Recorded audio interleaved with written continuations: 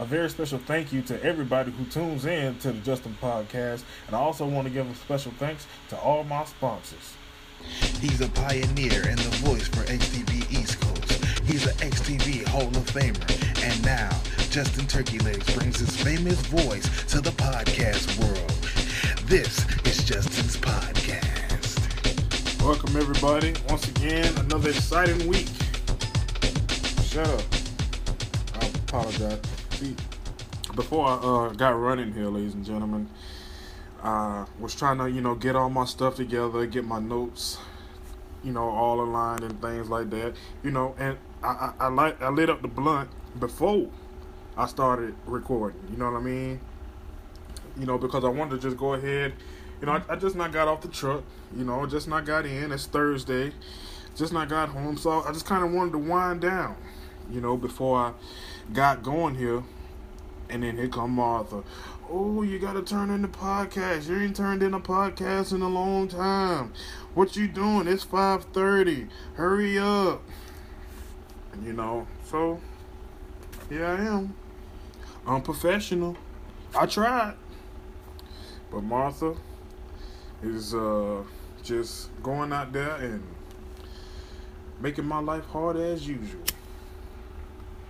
I love you, Martha. I appreciate you for it. You gotta have somebody to keep you on your toes. Alright, so everybody knows this week, well, if you don't know, this week my special guest, none other than Shadow Yaki. He'll be joining me this week for a conversation, and we know that Shadow is a very interesting character. Started here probably around by 2005, I want to say. Late 05. That's when we first got the 06 game. So, he got a lot of great stuff to talk about. I've been waiting a while to talk to him. Before we get to Shadow, though, who is standing by, I just want to announce the 2016 freshman class. And I recorded a podcast earlier this weekend that I'll be uploading. I interviewed Bill Hunter. So many different guests, so many exciting guests. I think that you'll enjoy the Bill Hunter one. It's got to be my most controversial show yet. So that's all I'm going to say. And once that is uploaded, I'll let you all be the judge. But when I was interviewing him, I went over the freshman class of the year 2016, which has him at the top of the list. A debatable freshman class indeed this year, but this is Martha's idea actually. She just in love with that boy designer. She keep on singing Timmy Turner, so now I really can't get that junk out my mind. But anyways, yeah, she's so into him. It don't make sense, right? Yeah, it don't resonate. But that's my wife. And here it is. The list goes as follows. Bill Hunter coming in at the top spot. And this really ain't no particular order. He's just the first one listed. Big Trap from Trap City. And, Big Trap, who has been here probably since, I want to say 2013. Maybe even as early as 2012. Here's a guy who, was not even meant to, be taken serious. He was just a kind of fill-in guy, a voiceover guy, an extra, for Trap City. And now DT is giving him the old proverbial rub, So, that's actually a good look for Big Trap. I don't know whether or not that's DT's intention, but it is nonetheless. And this is perhaps... it could be DT's fault that Big Trap consequently ends up in the freshman class of 2016. Following behind him, Mac Anthony from Jazz Mars Podcast. And I like Mac. I was on Jazz's podcast, and he really got a good feel to him. He's like Jazz, you know what I mean? They probably from the same place, I hope that learn more about him. Maybe if he can stay awake long enough, we can learn a little bit more about Mac Anthony and what he brings to the table. But he's a great addition to Jazz Mars podcast. I gotta admit, not even admit, I just gotta say that I gotta declare that the Jazz Mars podcast ain't the same if Mac Anthony not there. You know what I mean? It's good, but it ain't the same. Following Mac Anthony is 1, 2, 3. Look, it's a baby, and I'm sure that's gonna change. When Bill Hunter first came in, he was called Daddy, and eventually he became Bill Hunter. And then once upon a time, Romy Rome was Bobo, right? So then it turns out that he had a son named Little Bobo, who later became his little brother, known as RJ, because some names just fit. You see, because sometimes guys come in, like RJ, for example, and they don't really have names yet. You know what I mean? So just because he affiliated with Romy, they call him Little Bobo. You know what I'm saying? Since, for lack of a better name. And that's the same deal here with 1, 2, 3. Look, it's a baby. And he's on the freshman list. I think he's funny, but he got the gimmick where he just come in and clap and go, baby. That shit cracks me up every time. I think that's Hoon Monster's daughter with Miss Joe. And if you listen to my podcast that I recorded with I recorded a podcast with old Joe, and you saw my reaction. I was so surprised to find out that that Hoon had a baby, and not to mention that he had a baby by Miss Joe. So yeah, speaking of that particular podcast, it's one of my highest rated ones thus far. If not the highest rated one, one of the most talked about thus far. That's me and Grandpa Joe, who also has his podcast, The Joe Show Podcast. And I think he even used to do the Joe Show back in the day. I guess he was talking about how he's gonna fix XTV and what's right, what's wrong with XTV. Things like that. Following behind Hoon's kid is Trunk's daughter, who just showed up here literally about a month ago. 1 month ago. Trunks just went out, found some old random strange kid and was like, yeah, this is my daughter. He's like, yeah, this is my daughter. I'm gonna teach her. I'm gonna teach you how to be a good parent. That was the whole premise behind her showing up. And like I said, her name is Trunk's daughter. If he was some real father, by now we would know her name. But we ain't gonna get into that. She's on the list.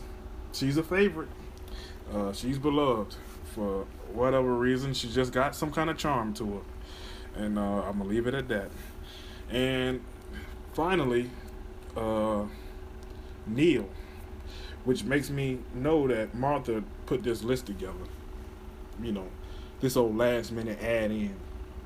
Why the hell is he on the list? If he been here since damn 06? Tell me that. Some kind of jacked up list. It's only 2 people that's new. Trunk's daughter and Mac Anthony. Everybody else been here. I'm sure Hoon baby been here.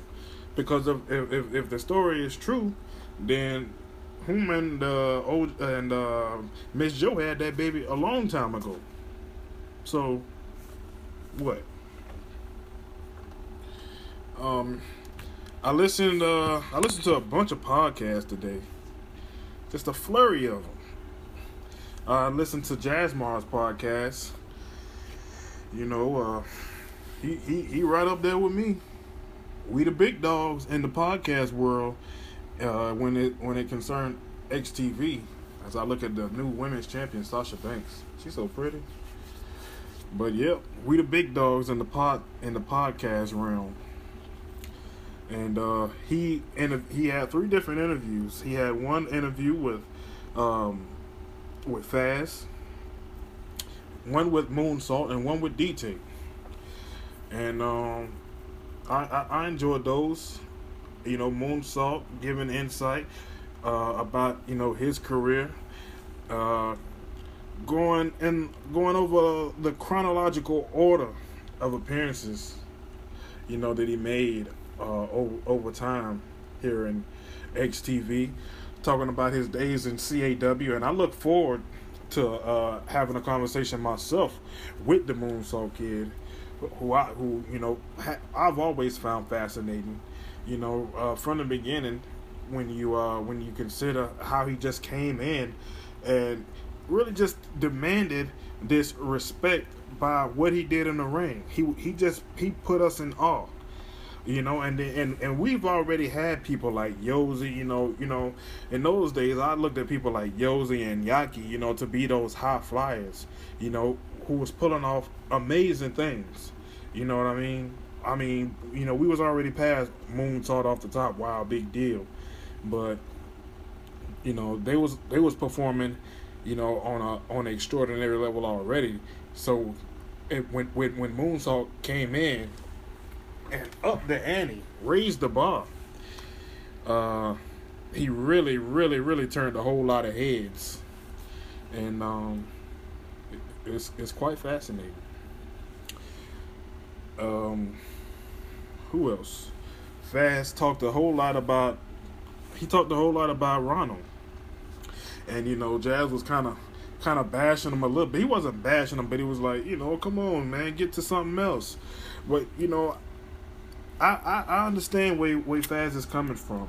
You know, if you put yourself in the kid's shoes, you know, I mean, when you give somebody a forum like this to talk on and say what they want to say, and then you ask them a question and it provokes what it provokes, you get what you get. And that's what you got from Faz. You know, the kid was really abused, and he expressed a whole lot of resentment towards Ronald. And who can blame the kid? Well, you know, he talked about being loyal and sticking around when nobody else stuck around. And he still got shitted on, you know, by Ronald. You know, so, hey, based on what he talked about, I can completely understand, you know, where he's coming from. You know, he was a little bit down on himself about how he handled himself athletically, when he was talking about, you know, his days in the ring. And I just thought that, you know, chin up, kid. You know, it's not so bad. I don't think, you know, he was real hard on himself, and that could be a result of, you know, the abuse that he had took. You know, him and Lucky very similar. You know, both taking the abuse. They both grew up in XTV together. They grew up around the same time, and he talked about how they live together now. You know, and they just share that similar life. You know, they both have the speech impediment. You know, they both are abused by their parents. They both are very how do you say, people don't really respect them that much. You know, they underdogs. You know, they both underdogs, and so, you know, they share a whole lot in common. And so you kind of see, you know, why, you know, he feels that way. Lucky, I'm not so sure if he has, you know, even if Lucky does have a confidence issue, you know, I would say that Lucky, at least he goes out on a limb, you know, and he participates. He puts forth an effort. And Faz, you know, he talked about how he didn't put forth an effort, and he didn't try hard enough, or at least he felt like he didn't. You know, he felt like he could have done more. And then who else? Oh yeah, and then there was DT. You know, guys, I like DT, and you know, personally, I think he's, you know, I think he's XTV, you know, all the way, and he brings this type of vibe that has never been. You know, you got this guy that you know, like, everybody kind of want him out, but he stick around, he stays, and he performs on a high level, and he's just as formidable as any other person on the roster. You can't deny that, because he beat Dead, you know, with and he beat him clean. That's my argument. That's my point. And that holds weight. If that don't hold weight, then damn it, we're gonna have to rescan over everything that ever happened in XTV. If DT beating Dead does not prove that, because he went out and said he was gonna do it, and nobody believed it, and he accomplished what he said he was gonna do. Simple as that. But I enjoyed listening to his podcast. It sounded very sincere and from the heart. And I can see a person who really wants to change and make things better. He feels like he's wronged some people, and he wants to make things right. And my hat's off to you, DT. Definitely. So those podcasts, and then there's the brand new podcast, which was my favorite of them all. And y'all gonna be like, oh yeah, just cause Trunks on it, yeah, he your friend. Yeah, Trunks is my friend, but I enjoyed the hell out of that damn podcast. Friend or not, hats off to 90% for the shout out, and also for stepping up and creating a whole new avenue. The Real Nigga Podcast. Who knows what's gonna happen over there? With that. And do you see now? It's July the 28th, 2016, and I've probably been recording my podcast for about 3 months now. 3 months. And in 3 months' time, look at what we got. We got myself, we got Jazz, we got Millennium, Old Joe, and 90. All of us do podcasts. It's really spreading things out, and I love it. I think it's just wonderful. Big Trunks is crazy as hell. I just love his storytelling, and he talked about Candy Kong, and how he started out all shy and stuff, and she took a liking to him. He really built this thing up, and then come to find out, that they actually fucking related. They damn brother and sister. Who knew? But that's that gray area, you see, that that we don't know about, because we know about Trunks and we know about Old Joe, but we don't know about Trunks' father or his mother. We just knew that they were killed tragically, as Old Joe alluded to when I was interviewing him. Just great stuff. Me and Old Joe had a great time. It may be the best one, but I'll let you guys be the judge. I've had so many great guests so far, so many good times, and so many more to come. So yeah, those was the podcasts I listened to. I also made a promise that I was gonna go ahead and finish best off on this here podcast. Listen, best. All right.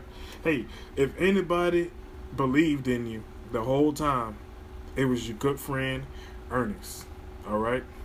So I hope you don't take this personal. You know how XTV is. You've been the butt of many jokes. I've been the butt of many jokes. When you're a top guy like us, this is what you have to bear. This is the cross you have to bear. So Trunks had came up with this one insult for you, because Best Sweater, he Bob. He tried so hard to be Bob. Be yourself, Best. Under all of that fake Bob, there's a great man. And Trunks buried the kid when he called him, I can't even remember what the hell he called his ass. He called him some damn name. And, this was after I told him that I was going to go over the list of names that I was going to call him. Because, we always alluding to the fact that he's just a fake Bob. He a wannabe Bob. So, I wish I could think of the insult that Trunks said. But with that in mind, This is my list. And at the top of the list is Wannabe Bob. Last Year Bob. Reject Bob. Cliche Bob. Retarded Twin Bob. Undercard Bob. Black Sheep Bob. Game Boy Bob. Insinuating that people don't play Game Boy no more. It came with the meal Bob. Bottom of the toy box Bob. As is / no refunds Bob. Pawn Shop Bob. Fools Bob. Straight to DVD Bob. Unofficial Bob. Defective Bob. Before they were famous Bob. Demo Bob. That's all I got. So yeah, ladies and gentlemen, I know that Shadow is sitting out here tired of my ass just going down this damn list that really has nothing to do with nothing, but I had to get that off my chest. So when we come back after these here commercial breaks, I'm gonna have him right in here with me, and we're gonna talk some stuff. So stay with me. Most of the time when I get on these here things, I'm telling y'all about something that you should buy, but right now I'm telling you about something you shouldn't. That's right, don't get product from Belkin. I bought myself an N300 high-performance Wi-Fi USB adapter for my computer, and on the first day it was fine. On the second day it was fine. On the third day it was just great.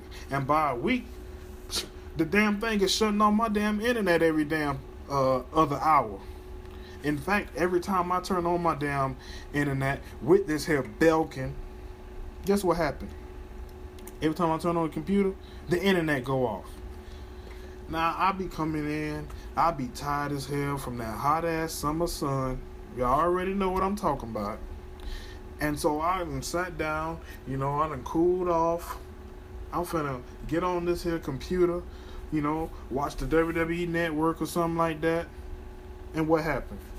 I'm shut off by Belkin. So, ladies and gentlemen, unlike all of my other advertisements, I'm telling you not to pick up nothing from Belkin. Alright, ladies and gentlemen, as promised, sitting right here with the one and only mysterious Shadow Yaki. What's going on, Shadow? Oh, Justin, it's good to be back here. Good to have you back, man. I mean, when was the last time we seen you? You kind of just disappeared. You got a way of just, fading into the darkness. I haven't been here probably since 2011. Oh man, well, I'm happy to have you here. I'm sure everybody's happy to hear your voice, and we got a whole lot to cover. But Shadow, that mystique that you carry around, has that always been? Were you born that way? I don't know. I guess I was pretty much always a quiet kid, and I just always pretty much kept to myself. I was never really social in school, even throughout my childhood and even through my teenage years into adulthood. I always kept myself. I always liked to read, different books, and I focused on Japanese martial arts and mixed martial arts and different styles of Kung Fu and Tai Chi. And I always just found interest in having, just different disciplines about myself, eating right and, Was that instilled in you, like, by your parents or, somebody like that? Yeah, most definitely. My father, used to train, and he pretty much taught me everything that I learned as a youngster. And we would train in the dojo every week. He was very serious, and once he noticed that I had taken a liking to what he was doing, he trained me, and he always, instilled in me the importance of diet and exercise and keeping your body healthy and staying in great cardiovascular health and different things of that matter. So, like I said, I always had this interest in fighting, and when I was in high school, I joined a tournament. Not high school, but junior high. I joined a tournament in my school, and they were just so astounded with how naturally I was able to, adapt to these different styles of learning, and I really rose to the top very fast. And became a sensation in my hometown. Let's see, that's real interesting, because, nobody, I never even thought about, like, what was Young Shadow like? And I gotta ask you, like, where did you get that name Shadow from? Well, my name Shadow actually came from when I first started fighting. It was just my nickname, and it's just something that a nickname I gave myself because I was such a loner and I stuck to the darkness, and I always stayed in the dark. My mother never understood me. She would always say things like, turn the lights on, because I'd be sitting there with my little book and just like a lamp just over the pages, just so that I can read it. And she couldn't understand the concept. She thought it was something wrong with me. But my dad got it. He understood me, because he understood that I really took to what he was telling me and what he was teaching me, and it felt right. Everything felt right. I felt good. So I mean, as a youngster, you didn't have like no kind of friends or nothing like that. Not really too much. I had a buddy who, ended up moving out. Moving far away from me. We were good friends probably from my early years up probably through, I guess through middle school. Yeah. And he left right before I joined the tournament, and began fighting, and then I learned about this sort of underground kind of thing that was going on, because I didn't know what I wanted to do after high school. Once I got finished with school, I found myself in a bit of a conflict, and even throughout school I just always wondered what I would do next. As a youngster, I always thought that time was running out. I just felt like I didn't have much time left before I would enter adulthood, and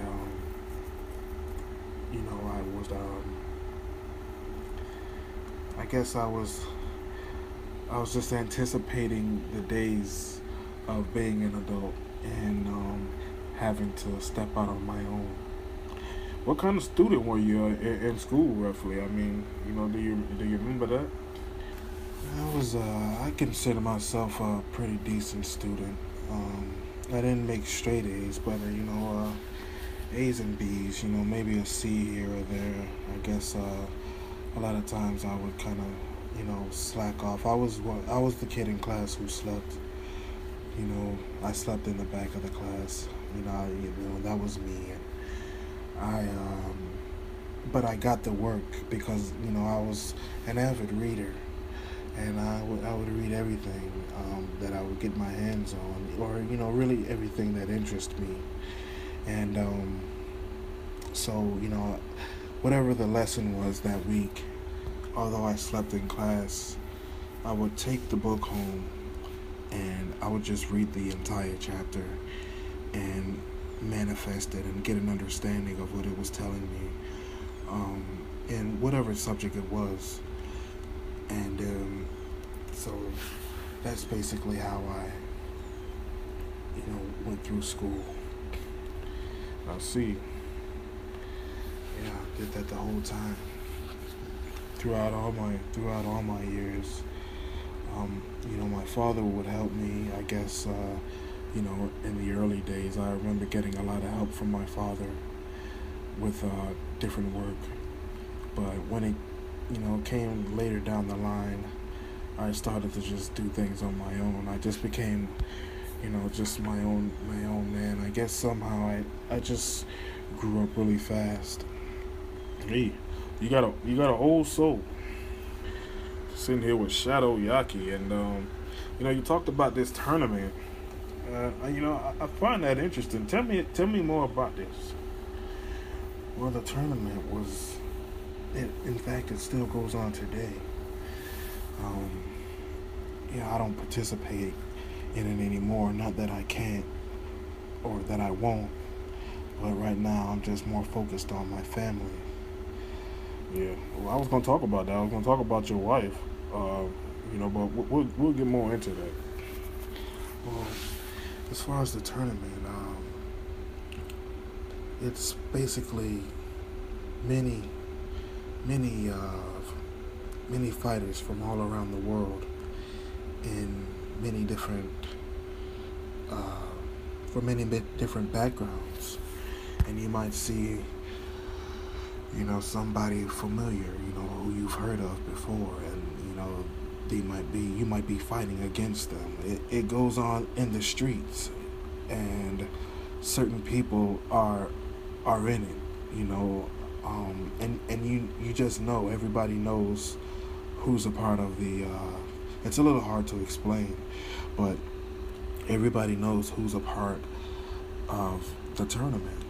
And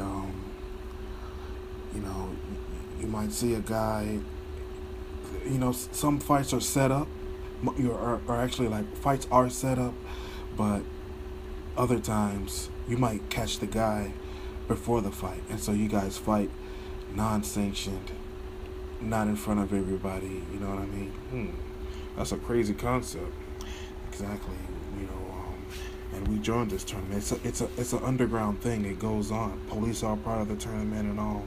It's really a underground world that exists right under the nose of humankind. Humankind? Well, you know what I mean. Well, I get it. It's just crazy.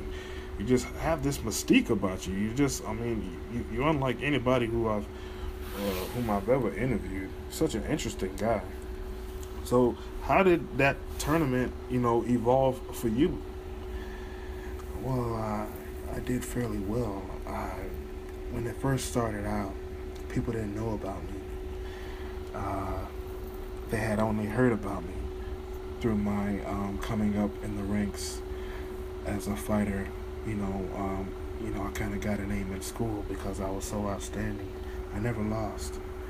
I always won. And after that, once I started the tournament, or once I entered the tournament, we would fight in this ring. And that's where I met Yaki, in fact. Wow. Yeah, Yaki was a part of the tournament. Like I said, lots of guys. Johnny Cage, Sub-Zero, Sonya Blade, a lot of guys from Mortal Kombat, Street Fighter, so many people. It's a lot of names. But like I said, everybody knows who's there, who's who. So, who was your first opponent? My first opponent was Goro. Oh my God!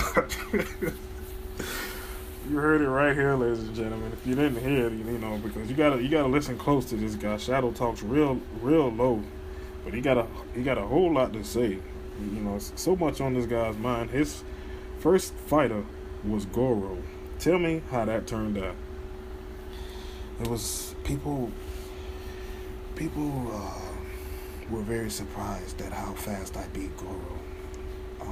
But when I saw him, I understood what he was going to do. He was going to intimidate me with his size, and Wait a minute. You wasn't intimidated by Goro. I mean, you in a cage, right? Yeah, there's a cage. It's a to describe it to you better. It would be sort of like on the game Anarchy Rules. Yeah, of course. Yeah, it's like that sort of. It's there's this game. There's this part of the game where there's this cage. There's this circle, and it has the cage around it. It's kind of like that. It's like a ring like that, not like a boxing ring. Although fights do happen in boxing rings, but mostly they're caged fights because they have to be, because they get so out of hand. And people gamble on these fights. The crowd is really mad and hostile, but yeah, they treated me as like a rookie guy, and they didn't think that I was gonna be formidable for Goro. They just kind of, which is something that they used to do anyway. They would use Goro and send him out, and he would destroy some guy. Some guy would try to fight Goro, and he'd get destroyed. And here it was. It was my turn. I'm the rookie guy. They feed me to Goro, and I took him out with one strike, right to the temple. He wasn't expecting my speed. He wasn't expecting what I had for him. So I ran at him real fast, and as he was watching, man, as he's talking shit to me, as this fight is beginning and the announcer is announcing this fight, I'm staring him right in the eyes, and he's staring back at me, talking shit. And what I'm looking at, I'm really tuned in on where I'm going to hit him, and how precise I'm going to be. And what ends up happening is I burst like a bolt of lightning, and I jumped and I dove and I kicked him right in his temple.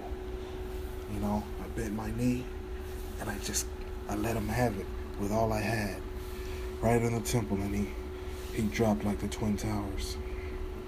One blow. It was so quick, so fast, and you hear this huge eruption. They're like, whoa, you feel the whoa. They can't believe that this has happened to their Prince Goro. But I destroyed him, and he collapsed right then and there. And I was never intimidated by big guys, or once I got an understanding of the tournament and who would be in it, I knew what I had to do. Like I said, I've studied many styles from all around the world, and I feel like I possess the knowledge to defeat any man. Wow. Powerful words by Shadow Yaki. So, Shadow, continuing in this tournament life, what ends up happening? I mean, like, are you in and out? And you said that you met Yaki over there. Did y'all ever come across each other?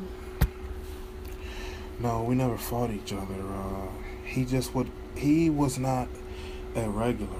He was because he's an XTV guy, but he participated because he would be on tour, and he'd be in Japan, and he'd be like a special attraction.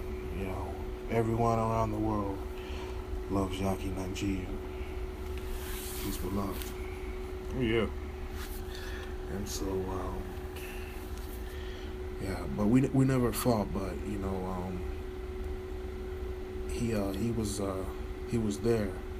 So was Kimchi. Kimchi was there, and you hear of the legend of Kimchi and this woman who was Aki's mistress. My God, her name was Seduction. And Kimchi and her always fought. Did they fight over Yaki? No, they didn't fight over Yaki. They just hated each other. They always had this back and forth animosity towards one another.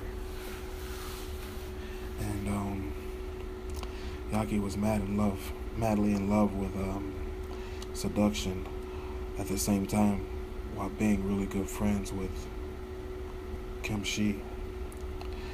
And so that was, kind of a weird deal. But I didn't really pay any mind to that. I just let that be as it may.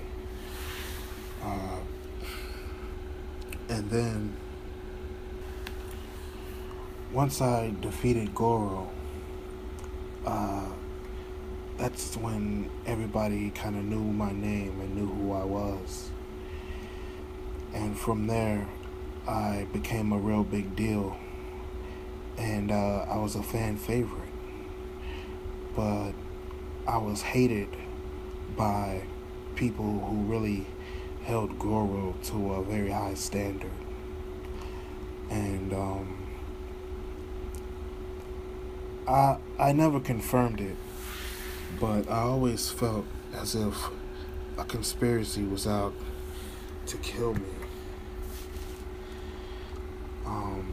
That there was a conspiracy out to kill me.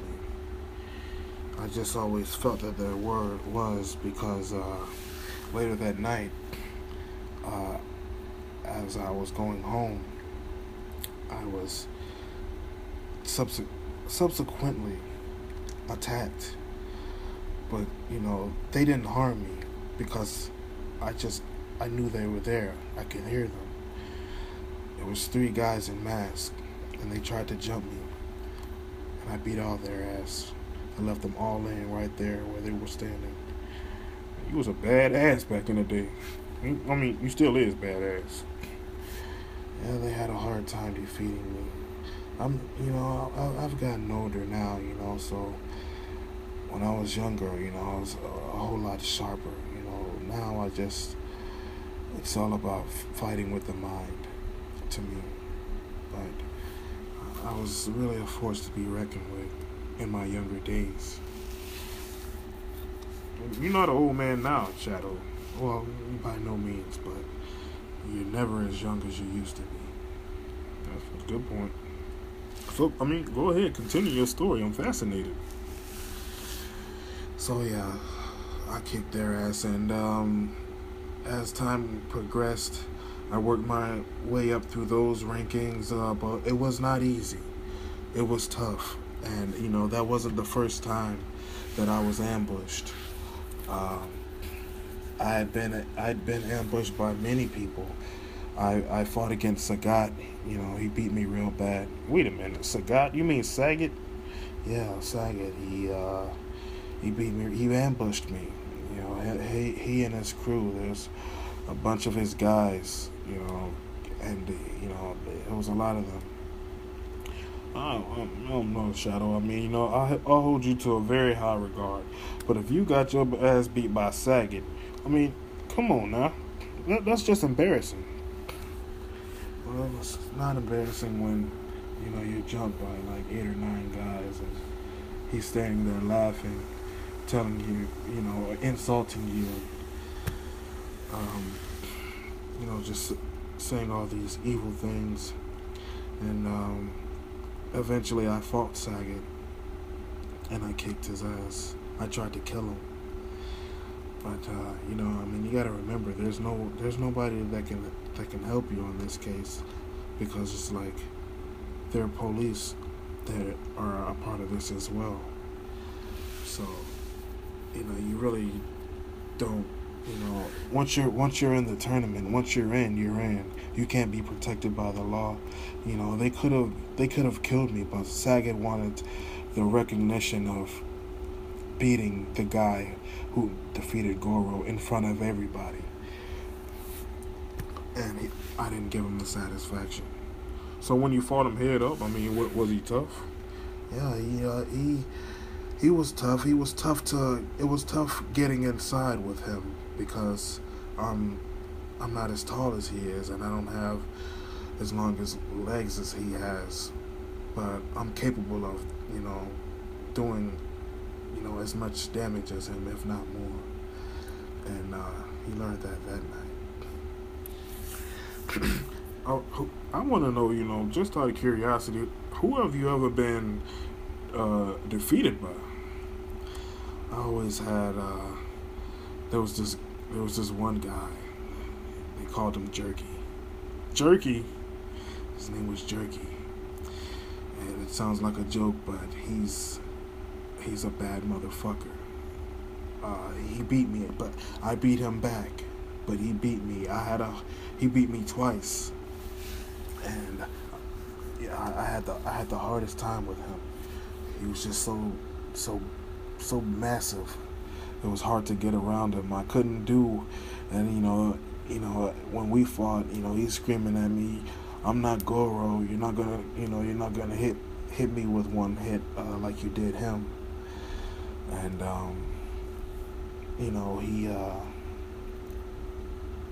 he came with everything that he had, and this guy doesn't feel pain.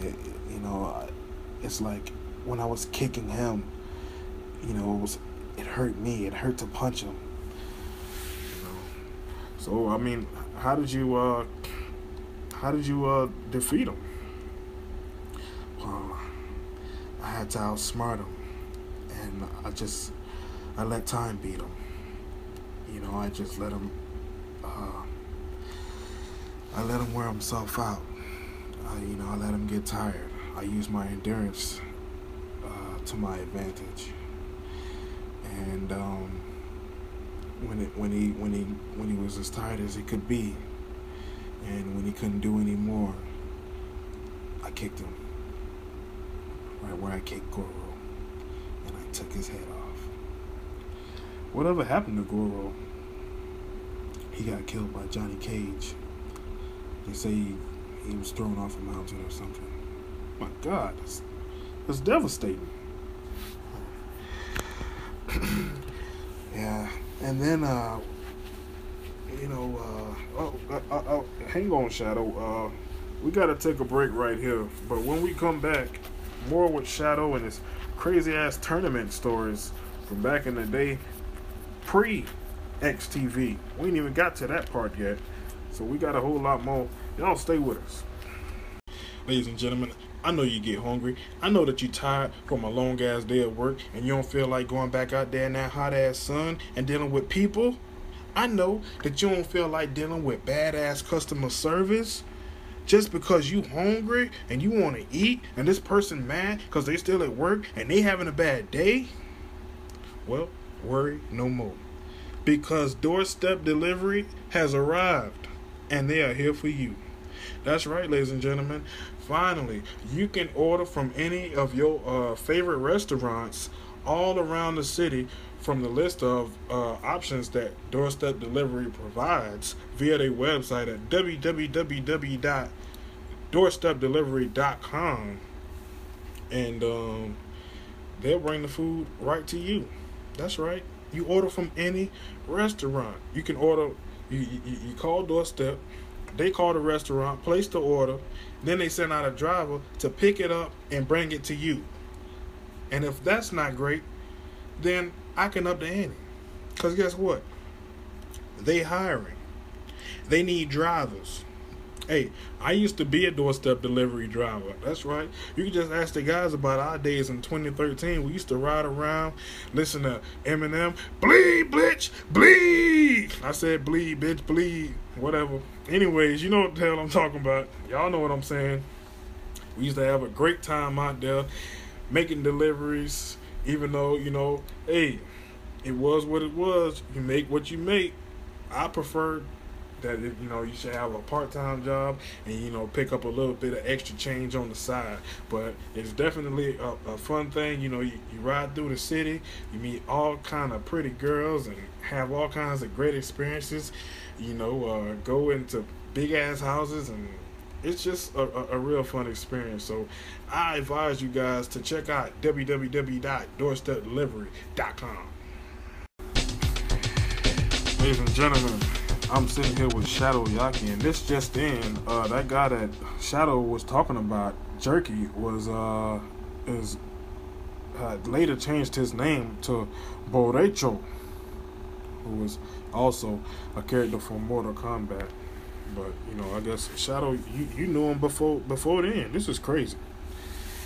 Well, yeah, I guess whatever. But I only care about wins and losses, and I was happy that I was able to defeat him. It was something that I had to prove to myself that I could do it, or that it could be done. And we fought plenty of times after that. And after that, he didn't seem so tough. I don't know if it was something psychologically with me. He was the first guy that was that size that that didn't seem to have any effect, when I punched him. And that really frustrated me. Yeah, I hear you. So, what else happens? What happens next? This is great. I'm sorry, I'm just such a fanboy right now. Well, from there, what ends up happening is I lose to a kid from an American kid, and he sort of has the kind of same credentials as I had when I was first coming up, and he defeated me, and I had to agree to this stipulation because he was so good. And and he worked his way through the rankings, and it was a big deal. How they had this Floyd Mayweather versus Pacquiao. It was that type of level, but in Korea, and it was me versus him, and I was you could consider me the Manny Pacquiao, at the time, still really really hot and on top of my game. And so we fought, and I had to agree to a stipulation that I would be locked away if I lost to the kid, not to be seen again.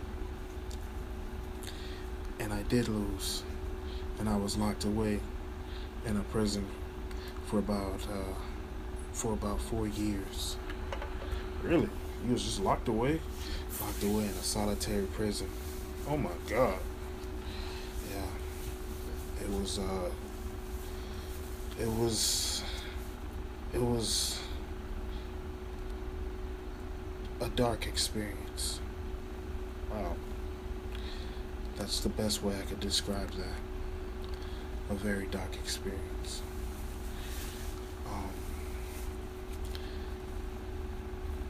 I don't even like to think about it. We don't have to talk about that, if you don't want to.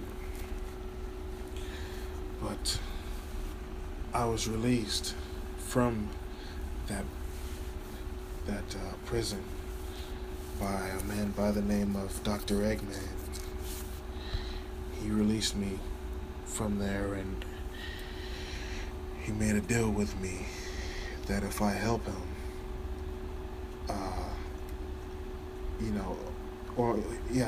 he made the deal that if I agreed to help him, that he would,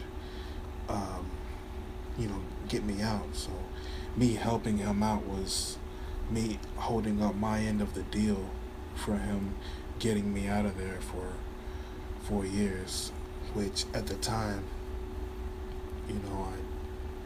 I didn't even remember anything. It's like, at the time, my mind was completely wiped out, and I was trying to remember everything all over again.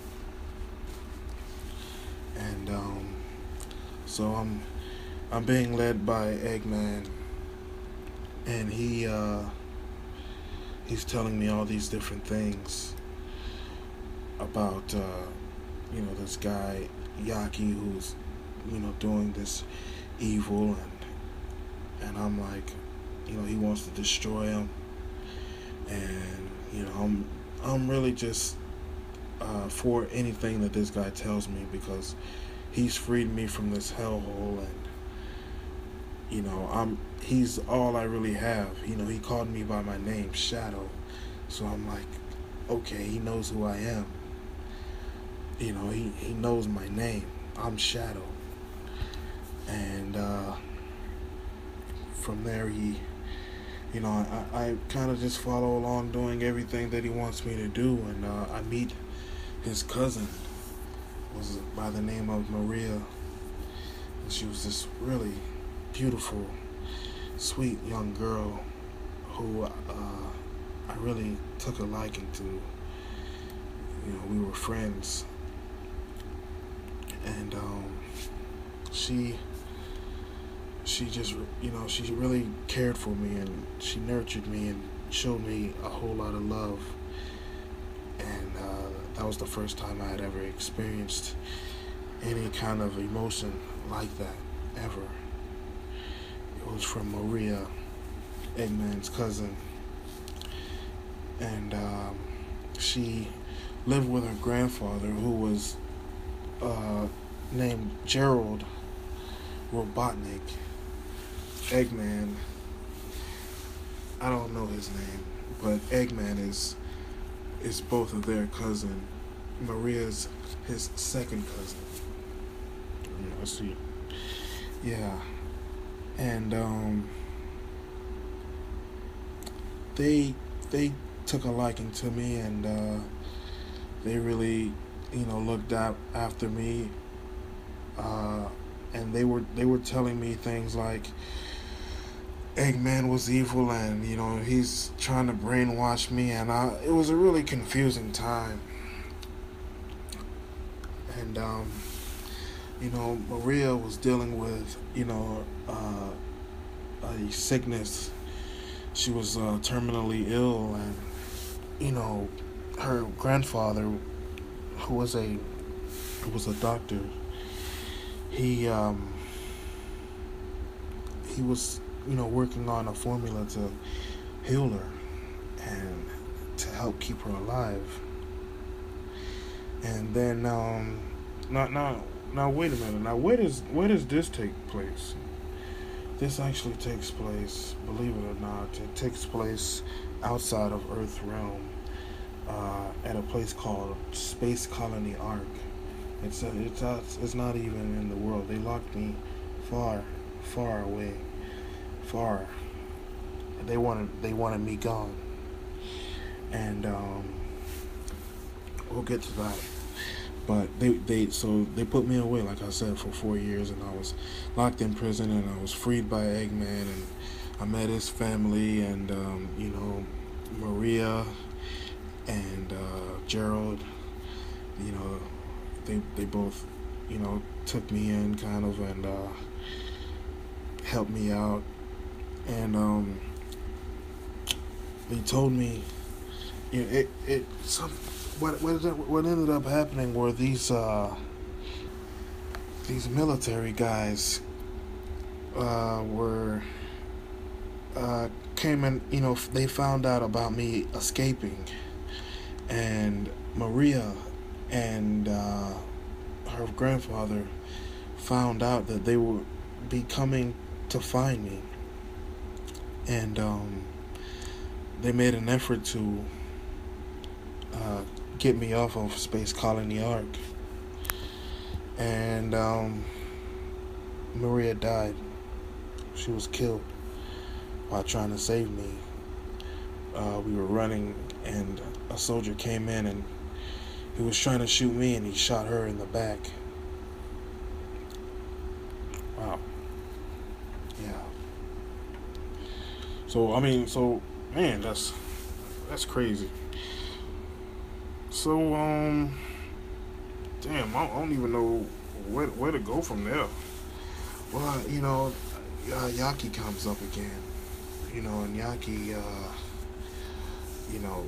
because he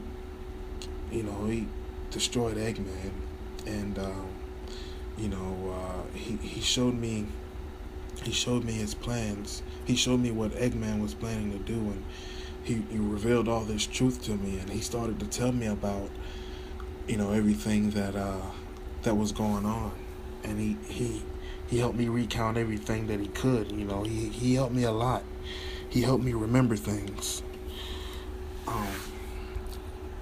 And you know, I met his crew, his wife Amy, and you know, Tells, and I met Buck, and I met Rogue even.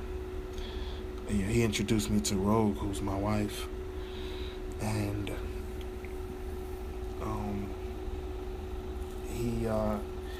he took me in. Oh yeah, he did he introduce you to Daniel Dingo as well? Yeah, Dingo as well. I never liked Shadow.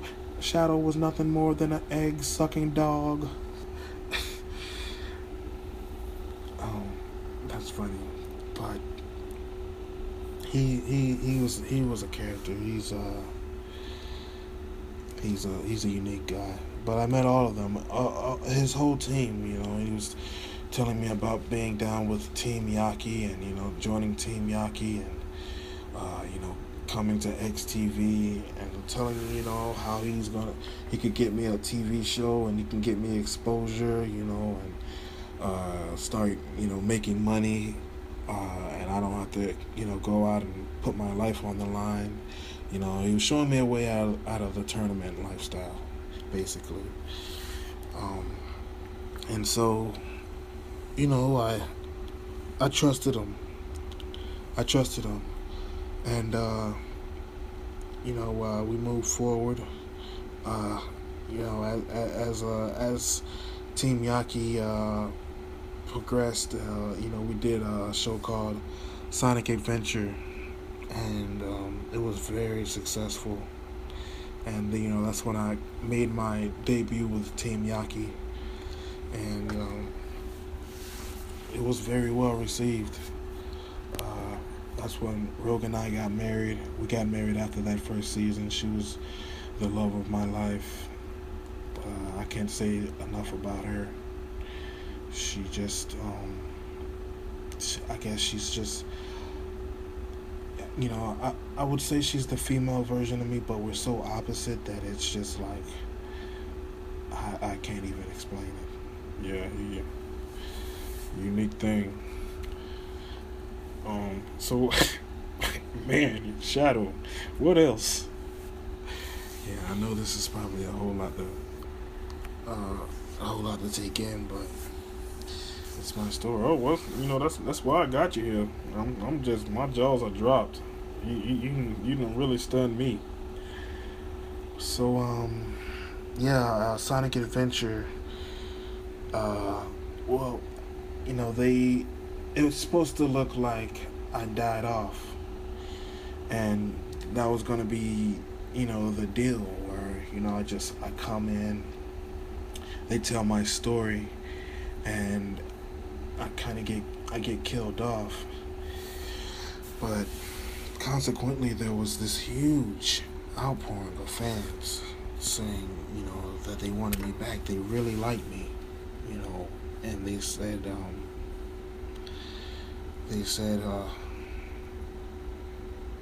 you know, they wanted me to come back, and so they decided the company, you know, I don't know who's the company. Yaki knows about that stuff, but I'm not sure. Anyway, they set it up to where they give me my own series, and you know, that's when I debuted here. They were like, we're gonna give you your own TV show, and you know, you're gonna be there with Yaki, and you know, there's gonna be surprise appearances from, you know, members of his family and people from Team Yaki. And see now I can talk to you, because now I know what you're talking about. But all that other shit was just crazy. But now, you know, this is where, you know, so you got brought in by the network, you know, and through Yaki basically. Yeah. And I knew about this, but I ain't know nothing about any of that other shit. But I mean, that just goes, that's just like your style, though. You're so mysterious. I mean, why would anybody know about all that? Well, it's been documented. I've talked about it before on other platforms, and people know about Maria, and the promise that she had me keep. Her last words to me were to bring hope to humankind. Oh, I see. Yeah, those were her last words to me. She was a really special person, a very sweet girl. So how was it being a part of Team Yaki? Here you are. You came in, and let me think. You came in. You made your debut, and you was the Rookie of the Year that year, and it was real close between you and a lady named Miss Foxy Hot. Y'all were the brand new rookies. Y'all was on the freshman cover for that year. Yeah. I think that me having that show really gave me the edge as far as that, and it was a real honor to be accepted, and because Yaki told me that he always talked about how tough it was going to be, and Deli do right now, going down Jeff Hardy, and every time he gets around calling Billy, he's always calling me gay. I ain't gay. Stop doing that. It's my Yaki impersonation, ladies and gentlemen. Going damn son of a bitch. Have you ever seen Jeffrey's one-time bomb? But you're funny. He told me about how just the crowd was tough, and I told him I was used to a tough crowd. I was not worried about that. These people can be harsh and they're in your face, and they tell you how they feel about you to your face, and I wasn't worried about any of the above. I was very confident in what I could bring to the table, because he gave me that run in Sonic Adventures where I could be a part of Team Yaki and do that show and kind of introduce myself. Yeah, you already had a reputation before you came into XTV, and here was your brand new debut. You bust out, and everybody checking you out. It was a huge deal. Shadow was coming to XTV, and it was built up as the antithesis of Yaki. You know what I mean? Which is extraordinary in itself. And it was a gamble. It's like, man, can this be pulled off? And you did it effortlessly. You did it so well, not only in the ring but on that show. Yeah, I felt really good about the show. It wasn't uncomfortable to maneuver. I remember stepping out in the first world, and it was very dark, and it was in ruins, and I'm being attacked by different robots and aliens, and I drove in the little truck car or whatever, and it was neat, because they gave me firearms, and they allowed me to curse, which I was never allowed to do in Sonic Adventures. So they really cut me loose and let me, get my own feet wet and do what I wanted to do. So I felt very comfortable to not have any restrictions. Sonic Adventures, I had restrictions. I couldn't curse. It was more for a younger audience and things like that. But when it came to my own show, they let me do my own thing. And I remember, as that progressed, as that progressed in that first level, in those first few moments, everybody, all eyes are on the screen. You are pulling off these crazy ass moves that we never seen Yaki do, because we hadn't had Yaki heroes yet. You know, your show came first, which prompted us to want to get Yaki Heroes, and we send you you know, dive from wall to wall, and you know, running on the walls, you know, sideways, and everybody was like, well, damn, you know, okay, he got the moves. What is he gonna say? And there was this great anticipation. Wasn't, you know, we couldn't have been no more than 8 minutes into the show, and you know, I think that people were starting to become uninterested because you know, you wasn't talking, and they was like, oh, he gonna be like Spyro, you know, which is Darren. Yeah, you know, so it's like you had to say something quick.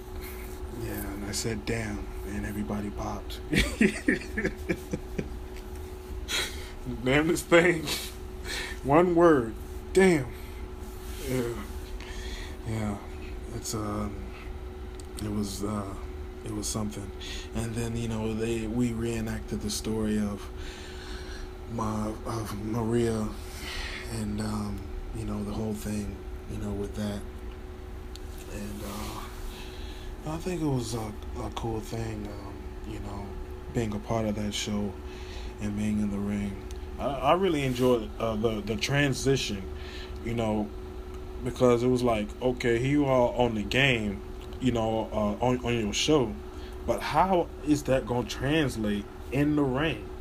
And man, it's just like that really amazed me. I mean, your look, you know, your moves, everything was on point. Well, to me, it wasn't really hard. To me, it was, you know, because there's Yaki, and then it's like, you know, I'm slightly taller than Yaki, you know, slightly tanner than he is, and it's just a mirror of Yaki, except dark. So whereas he has of pain and craziness all over his body, I just have specific tattoos, you know, in particular places that you know that covers, you know, maybe my sleeves or my front and back, you know, wearing different masks that only expose my eyes, or maybe a mask that exposes the top half of my face, or different things like that. I always tried to be different, even with the sash that I wore around my waist. That's something that no one ever did before, that no one ever chose, and I implemented that into my ring attire just to stand out. You know, the claws, you know, they were just like a must. It's just like, you know, and even as I continued to progress throughout XTV, and my look continued to evolve, I always wanted to keep it, you know, I always wanted to stay true to who I am, but still be able to not just wear black all the time, but, you know, wear different dark colors to represent who I am. And you know, you teamed with Yaki, and you know, you guys were managed by Daniel Dingo. Yeah, great time. You know, he took us all the way to the tag team titles, and you know, it was a whole lot of fun. You know, they wanted to see Yaki versus Shadow real bad. And it was when it came to over here, because, you know, over in Korea, you know, it didn't matter to them. You know, they didn't care about that because they had seen so many various types of acts, which I'm sure have come through XTV as well. Many different various types of talent with many backgrounds, but it's just a different type of a crowd. And over here, it was a big idea to see me versus Yaki, and who would come out victorious. And we had many fights. You know, when it came to us, to me, and I think for Yaki as well, it didn't matter to him or to me who won between us. It just mattered to us that we gave them what they wanted to see, which was, something to remember when it came down to Yaki and Shadow. Very well said, Shadow. This is great, man. I'm really enjoying this this interview I'm having with you. So so you was the rookie of the year. You was the complete opposite of Yaki. Where Yaki's show, his approach was, it's like you can do what he can do, but even more, because you got weapons. You know what I mean? You didn't try to do like music and stuff like that. Yaki's got those songs that he like to make up.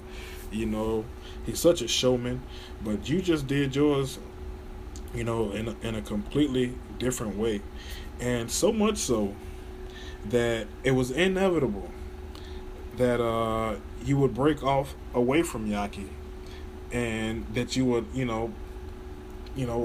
start your own singles career. And not only that, but you started your own team, which was Team Dark. Yeah. So tell me about that. Those some interesting characters. Who we have? Dixie, NMM, and Kim Shi. Yeah, it was, to me. They were. I enjoyed being with Team Dark much more than I enjoyed being with Team Yaki, which is not a knock to Yaki, but Team Dark felt home. Team Yaki was my family as well. I hate to put it in those terms, but Team Yaki, saved me. But Team Dark was those were my brothers and sisters, and I feel like I had a very deep connection with those brothers and sisters. Tell me a little bit about those individuals. Now here you have Kim Shi Nanji, who you knew from prior, right? Yeah, she was a part of Team Yaki, and Kim Shi had picked up this reputation from what she had done to Seduction. Allegedly, I'll say. Yeah, allegedly, but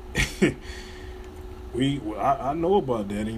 There's pictures in XTV magazine of Kim Shi looking down as Seduction is falling from that rooftop. Falling to her tragic death. This is a dark-ass podcast. I'm sorry, ladies and gentlemen, if you're not having a good time. But if you is having a good time, I'm glad, because it's a good time. Sorry, Shadow. Go ahead. Tell me about the other guys in Team Dark. Well, there was Kim Shi, and like we established, she knew me from the tournaments. And NMM, who was a very intelligent man. He's my brother. We hit it off like immediately. He's very smart, and we think very similarly. And Dixie, she's my little sister. I love Dixie, and I feel like she needs to be protected, and I feel like she has that because she has a home. The fact that she actually does go home to her family, I think that's special. And yeah, those are my comrades, and I look forward to us linking up together again. Man, we got so much to talk about here with you, Shadow. There was a mention of Team Dark in this book, that was written about, and we're gonna talk about that. But I gotta take one more break. We sitting here with the one and only Shadow Yaki, ladies and gentlemen. Don't go nowhere. We got the goods coming up. What's up, bros? Brian Melman here again. We're already 2 episodes in the can already, and this week's coming episode is going to be nothing short of great. I'm going to be inviting the crazy, the wacky, the insane, the unpredictable Yaki Naijiu.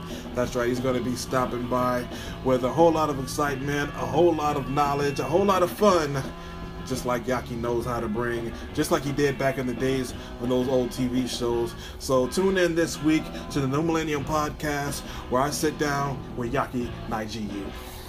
The New Millennium Podcast.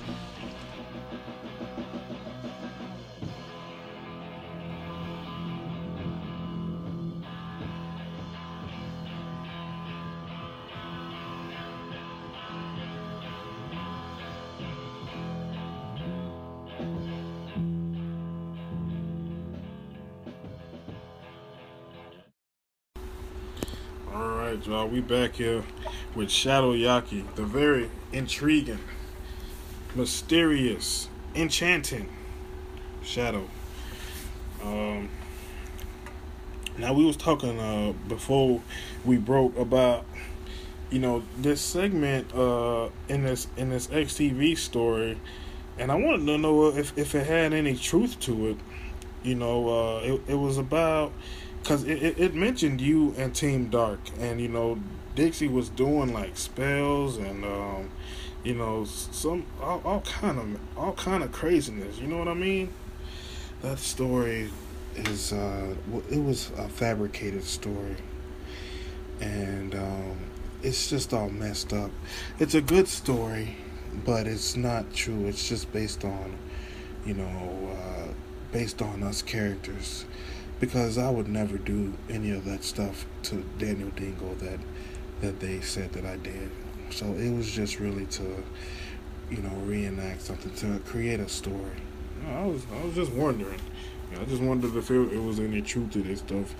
It's this XTV story where Shadow fighting up against Yaki, and some craziness happened where he Shadow ended up punching Daniel Dingo in the stomach while he was cutting the grass. That egg-sucking dog, I'm just sitting here minding my business, and that black shadowed son of a bitch came and stabbed me. Well, yeah, I didn't stab him. I in the story, I punched him, and they have me in the magazine stabbing him and killing him, but he doesn't die in the story. He actually he lives, but he's hospitalized, and which enrages Yaki, and he goes running past the city, running through the city looking for me, comes and finds me in the forest, and we get into this squabble. That's how the story goes. Oh yeah. Appreciate you clarifying that, because I had my facts all jacked up. So yeah, it's a good read though if you can find it. Anytime you look it up, or maybe I even read it right here one of these days on my podcast. A couple quick questions before we get out of here, Shadow. Now I want to know about you in the ring versus Bob Classic. Bob Classic was never able to defeat you, and you mentioned that you know these different styles. You mentioned earlier on all these different styles of how you can beat anybody, and man, he tried and tried and tried, but he could not do it. Yeah, he's a great athlete. He's highly praised, but he has to understand that there's always going to be somebody out there that's better. And, I've shown him that, and he's been shown that on numerous other occasions. Man, you ain't afraid to speak your mind. What else I was going to ask you about? Oh, it was it was this one time, because you all cool and calm and collected right now, and for the most part, that is, how you is. But I had to ask you about this one particular outburst. I think we was on Hugh Street, and we was playing Dead Reckoning 1 or 2, and man, you was going to hell off about your moveset. Who the hell gives Shadow Yaki a suplex and shit like this? Do you remember that? I remember it somewhat. I remember being pissed because my moves it didn't feel like me. And I'm very serious about my performance in the ring, and I take my craft seriously. I always have. So when things aren't working right, I can get frustrated. And even with Borracho, I think that frustration, defeated me. I wasn't as prepared for him. Going back, I know we've talked about so much since then, but just going back to that fight, I could have been more prepared. And I learned so much from losing. When I lose, I count it as a win because I gained that much more knowledge of how to win and what to not do. Powerful, powerful words. Finally, you also back in 2007, you was white hot over here, NXTV. You earned your spot, as top guy. Like I said, you was Rookie of the Year, the year prior, or in your debut year, I should say. And there's pictures in NXTV magazine of you being out on the streets, and you have this encounter with Sub-Zero. Tell us about that, because that's you said that you fought Goro. That's crazy to me. But you also ran into Sub-Zero? Well,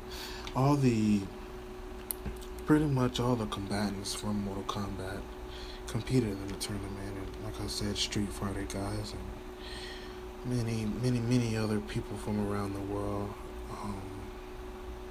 Policemen, army men, wrestlers, you name it. Anybody who feels like they can compete on that level.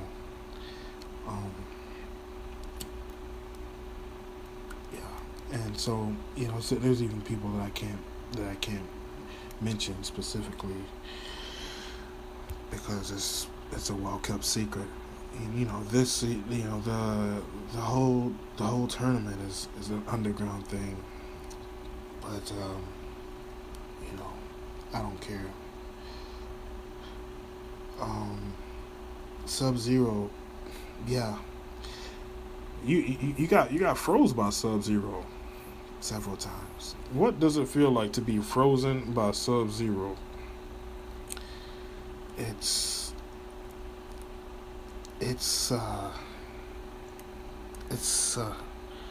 feeling like no other.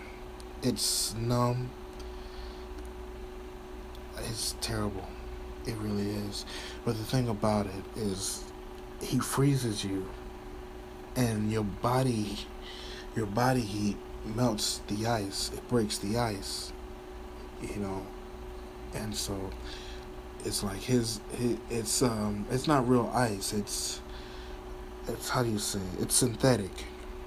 It's not like it's not really ice, I gotta admit though, it's a cool ass effect. It's not cool being frozen. I can do the Sub-Zero freeze, as a matter of fact, but I ain't gonna do it to you. I've heard that you can Sub-Zero freeze. Yes, several people over here in NXTV can Sub-Zero freeze, but I ain't gonna do it to you. I might do it to Neil though. That's gonna be interesting. But yeah, he froze me. He beat up on me. We fought. It's just one of those things. It was a sanctioned match between he and I. A big deal. But he plotted and ambushed me. That's when I made my return, actually, to Korea. and I shocked the people. While I was doing, huge numbers here in XTV, whenever I had a break, I would make a detour and I would go back, and they couldn't believe it that I would show my face again. But I'm saying, look at me, I'm here, and I never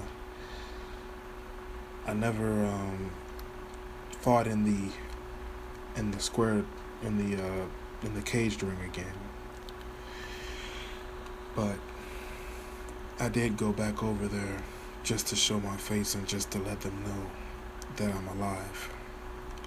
And then, I just disappeared until the night. And now, I live in a very secluded area, far away from people, where, my wife and I are raising our first son. And I look forward to starting a family life. So, with that being said, is there any chance of us seeing Shadow in the future of XTV? It depends. I'm not sure, because I really wasn't happy with the way I left. I felt like my clock was ticking the last time I was here. I felt like I'd lost it. I moved great. I was in great shape, but I just didn't feel like I hit as hard, and I just felt like it might have been my time. As I alluded to earlier, when I said that when I was in school, that I always felt like I was running out of time, which was time to, in my eyes, I was running out of time to be a kid, and it was about time to be a man and establish myself. And then once I finally did, that time ran out. I felt like, it was running out, and I moved on, and I just took home life more serious and decided to be a regular guy, because I never really did that. Powerful shit. Oh man, this has been so wonderful. Are you gonna be? You may or may not be a part of XTV Mania, but are you gonna tune in? Oh, absolutely. Are you still familiar, with what's going on and stuff? Yeah, I keep completely. I'm always, in tune with XTV. Always. This is I consider this a home, and I have love and respect for people here. I really am very appreciative of how everybody treated me. I'm very grateful, and I think that never say never. There might be a time for Shadow Yaki, but there it could be in a different light. There's always room for things to evolve. That's beautiful. He's a poet, ladies and gentlemen. You're breaking my heart here. Oh man, ladies and gentlemen. Shadow Yaki, thank you so much for coming through and talking with me, man. This has been great. Thank you, Justin. Thank you for having me. Alright, y'all. We back here with Shadow Yaki, the very intriguing, mysterious, enchanting Shadow. Now we was talking before we broke about this segment in this XTV story, and I wanted to know if it had any truth to it. It was about, because it mentioned you and Team Dark, and Dixie was doing like spells and you know, some all kind of craziness. You know what I mean?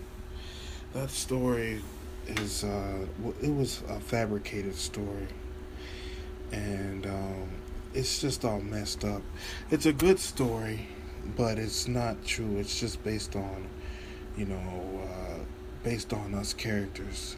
Because I would never do any of that stuff to Daniel Dingle that they said that I did. So it was just really to, you know, reenact something, to create a story. No, I was just wondering. You know, I just wondered if it was any truth to this stuff.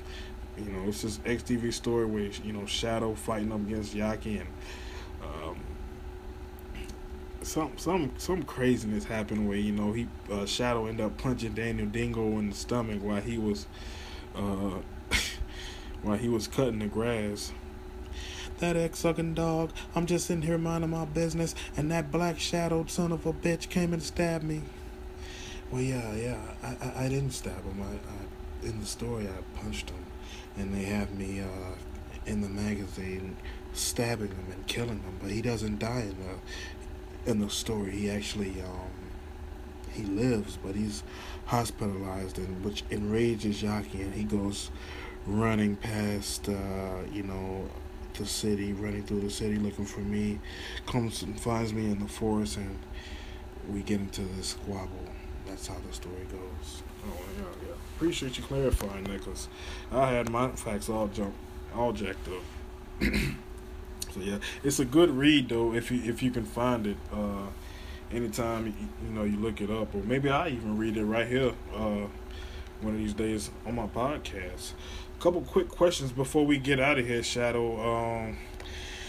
You know, now I want to know about you in the ring versus Bob Classic. Bob Classic was never able to defeat you, and you know, you mentioned that you know these different styles. You know, you mentioned earlier on, you know, all these different styles of how you can beat anybody, and man, you know, he tried and tried and tried, but he could not do it.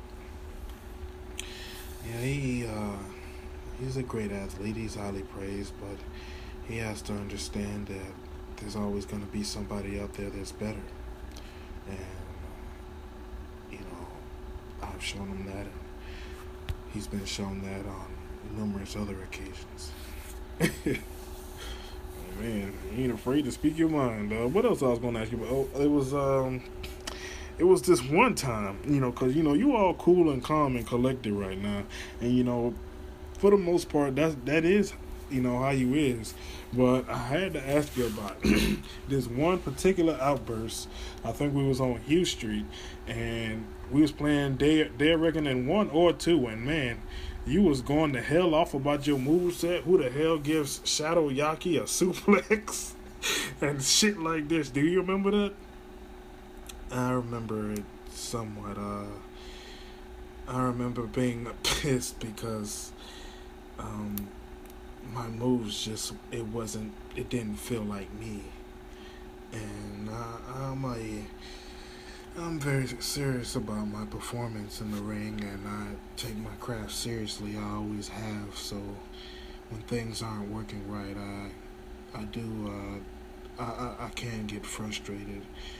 And even with Borracho, you know, I think that frustration, you know, defeated me. I wasn't as prepared for him.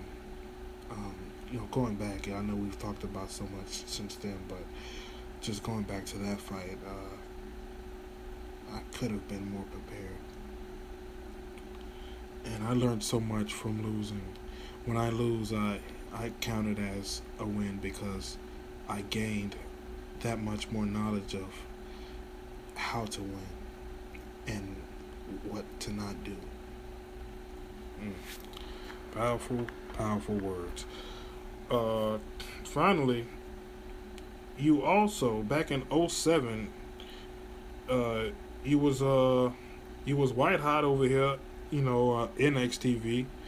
You earned your spot, you know, as, you know, top guy. Like I said, you was rookie of the year, the year prior, or in your debut year, I should say. And there's pictures in XTV magazine of you being out on the streets, and you have this encounter with Sub-Zero. Tell us about that, because I mean that's, you said that you fought Goro. That's crazy to me, but you also ran into Sub-Zero. Well,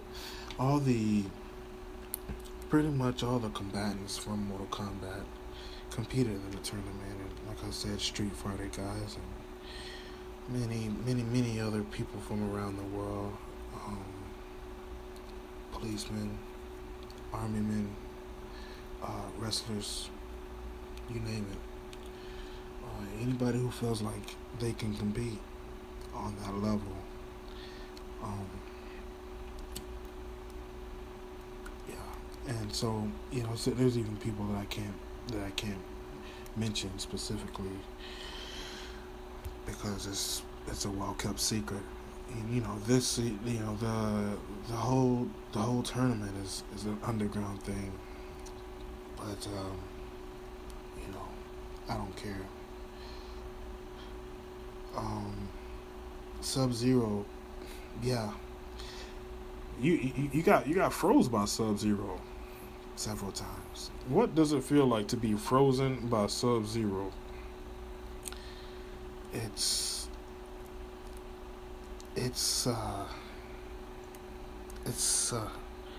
feeling like no other. It's numb. It's terrible. It really is. But the thing about it is, he freezes you, and your body heat melts the ice. It breaks the ice, and so it's like it's not real ice. It's how do you say it? It's synthetic. It's not like it's not really ice, I gotta admit though, it's a cool ass effect. It's not cool being frozen. I can do the Sub-Zero freeze, as a matter of fact, but I ain't gonna do it to you. I've heard that you can Sub-Zero freeze. Yes, several people over here, in XTV can Sub-Zero freeze, but I ain't gonna do it to you. I might do it to Neil though. That's gonna be interesting. But yeah, he froze me. He beat up on me. We fought. It's just one of those things. It was a sanctioned match between he and I. A big deal. But he plotted and ambushed me. That's when I made my return, actually, to Korea. And I shocked the people. While I was doing, huge numbers here in XTV, whenever I had a break, I would make a detour and I would go back, and they couldn't believe it that I would show my face again. But I'm saying, look at me, I'm here. And I never fought in the square in the cage ring again. But I did go back over there just to show my face and just to let them know that I'm alive. And then, I just disappeared until the night. And now, I live in a very secluded area, far away from people, where, my wife and I are raising our first son. And I look forward to starting a family life. So, with that being said, is there any chance of us seeing Shadow in the future of XTV? It depends. I'm not sure, because I really wasn't happy with the way I left. I felt like my clock was ticking the last time I was here. I felt like I'd lost it. I moved great. I was in great shape, but I just didn't feel like I hit as hard, and I just felt like it might have been my time. As I alluded to earlier, when I said that when I was in school, that I always felt like I was running out of time, which was time to, in my eyes, time to, I was running out of time to be a kid, and it was about time to be a man and establish myself. And then once I finally did, that time ran out. I felt like, it was running out, and I moved on, and I just took home life more serious and decided to be a regular guy, because I never really did that. Powerful shit. Oh man, this has been so wonderful. Are you gonna be? You may or may not be a part of XTV Mania, but are you gonna tune in? Oh, absolutely. I mean, are you still familiar, like, with what's going on and stuff? Yeah, I keep completely. I'm always, in tune with XTV. Always. This is I consider this a home, and I have love and respect for people here. I really am very appreciative of how everybody treated me. I'm very grateful, and I think that never say never. There might be a time for Shadow Yaki, but there it could be in a different light. There's always room for things to evolve. That's beautiful. He's a poet, ladies and gentlemen. You're breaking my heart here. Oh man, ladies and gentlemen. Shadow Yaki, thank you so much for coming through and talking with me, man. This has been great. Thank you, Justin. Thank you for having me. Great time catching up with Shadow Yaki, man. I mean, was that not something? That was crazy as hell to me. This guy, he just, in the beginning, he just had me like, I'm just like, in awe. Like, story time Disney around this motherfucker.